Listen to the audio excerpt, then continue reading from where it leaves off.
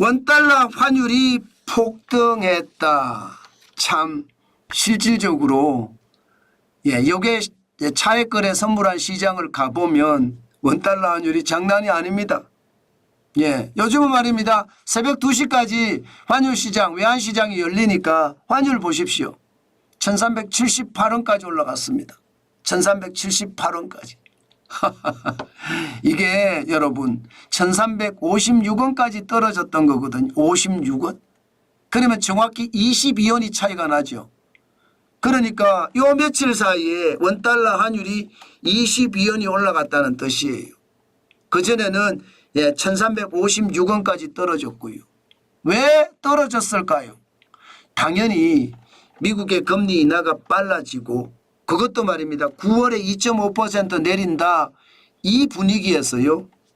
이게 8월에 긴급 연방공개시장위원회 FOMC를 열어서 0.75%까지 인하해야 된다. 이런 얘기까지 나왔거든요.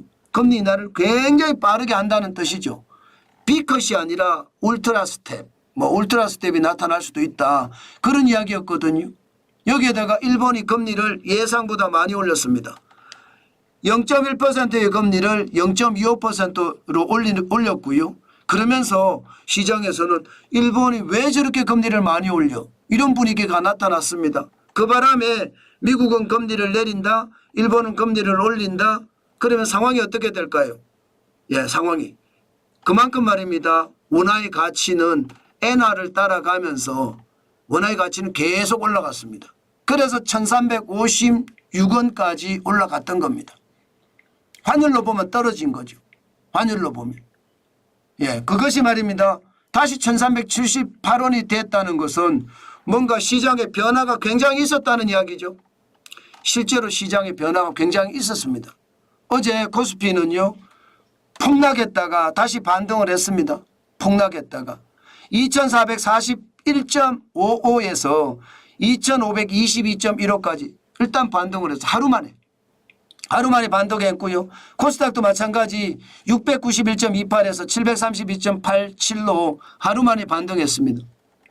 여기에 미국 시장도 반등했습니다. S&P 500도 8월 5일까지 5186.33에서 5240.03으로 반등을 했습니다. 많이 반등을 안 했지만 말입니다. 다시 말해서 경기가 침체가 됐기 때문에 금리를 빨리 인하해야 된다는 그 목소리가 줄어들고요. 또 일본이 0.25% 금리를 올리면서 엔캐리 자금이 청산된다. 이런 얘기가 좀 사그라들면서 주식시장은 약간 반등을 해준 겁니다. 그 바람에 달러는 강세를 나타낼 수밖에 없었습니다.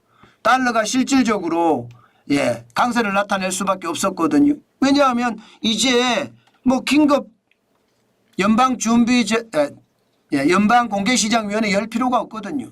2008년에 금융위기 때나 코로나 팬데믹 때 실질적으로 긴급회의를 열었거든요. 이제 이렇게 열 필요가 없다는 거예요. 그 정도로 긴박해져지지는 않다 이거예요.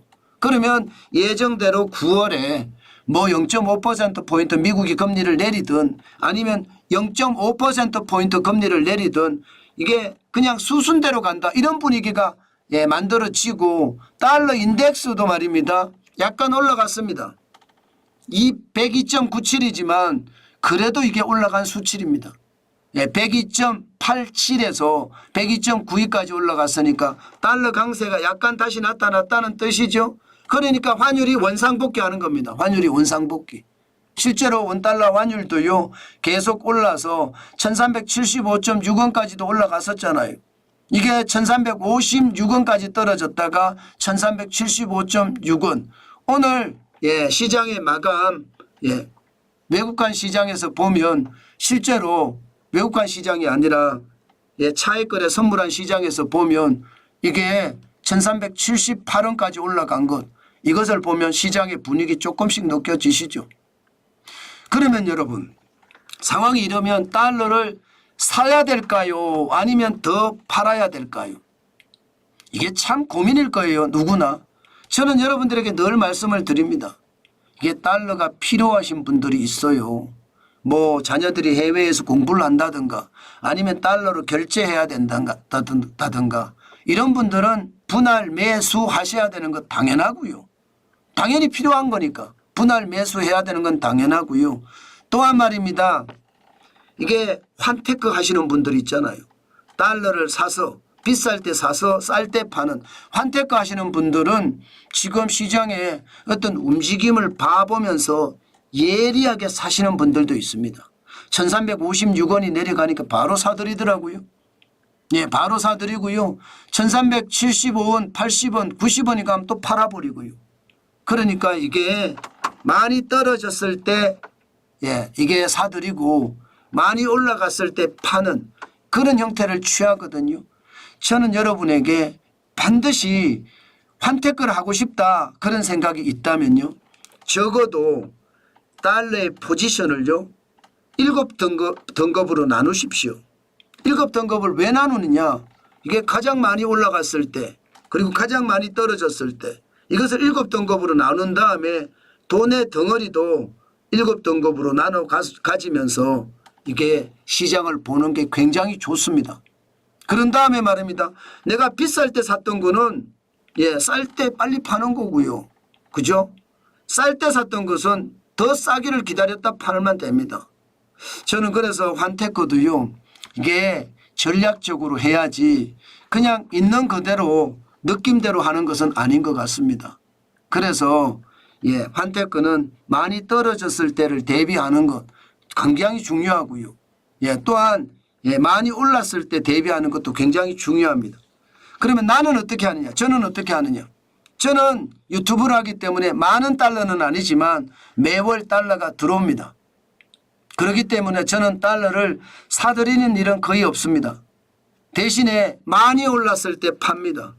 일반적으로 1385원 정도 올라가면 저는 분할 매도해서요. 엔화를 삽니다. 엔화도 요즘 많이 올라가서 950원 넘잖아요. 그러면 안 삽니다. 950원 밑으로 내려갔을 때 달러 팔아서 엔화를 삽니다.